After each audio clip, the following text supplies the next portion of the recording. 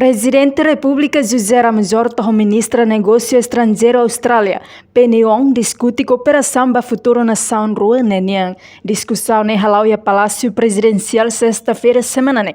Lorong hito fulan julho tinan riun rua nolo res sintolo. Ministra Negócio Estrangeiro Austrália, Penny Wong, ba jornalista sirakatak. Ninia presença e Timor-Leste ne, Wong Hasoru Malu o governo fong. Halau encontro ho dia meeting lutang amizade entre a nação Timor-Leste e a Austrália.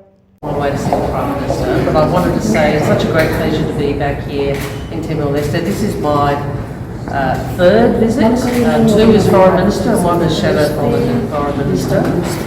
Very good meeting with the President, discussed how we can continue to work together given our partnership. We share a region, we share a future. I'll give you one question. Okay, from ADC government will continue to cooperate and support the government in Timor-Leste. All right, I will do that in the press conference, which I will be having at what time? Later today?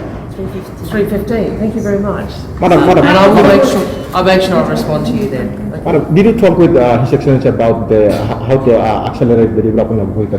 Yes, I'll deal with that at the press conference at 3:15. Thank you Do very much. want to cooperate the new government in Timor-Leste? Of course, I'm here very early in the new government's term to again reiterate our partnership and our friendship. As I said, it's my third visit here. It's wonderful to be here, and I will look forward to seeing you all and answering your questions shortly.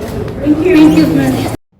No resultado do encontro se festado ne, ministra Wong se fossai Ministério do Negócio Estrangeiro no Cooperação Timor-Leste, li husi conferência imprensa, ha foi em remate encontro o governo Fong, reportagem selfie na kai televisão Timor Post.